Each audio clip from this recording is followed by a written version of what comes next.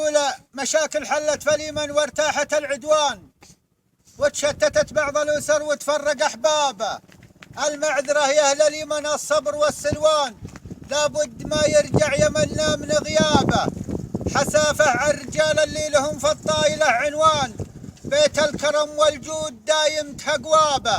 بالله وقف دقيقة يا حضرة الإنسان، ربي خلق لك عقل احسب له حسابه.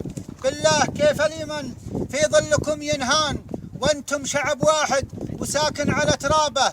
الحقيقة قلتها لك يا حضرة السلطان، العملة اللي يصرفوها على بابه.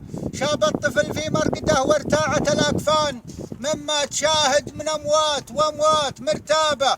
حروب اليمن طالت عسى الله يسد الشان، واللي يخرب في اليمن يطرد بجلبابه. بالله قولوا لي وش حصدنا لحد الآن إلا خراب ديار ووحوش في غابة، وأنفس برية ما لها حد أو حسبان. راحت ضحية عناصر قوية ونهابة. تكفون يا شعب اليمن يا راية الإيمان، الحكمة أحسن من الغباء لا عاد مهلابة. ترى العقل حكمة والمعرفة نيشان، عند الشيخ والحاكم والمسؤول ونيابة. وأسأل الله أن يصلح الشان. سلام.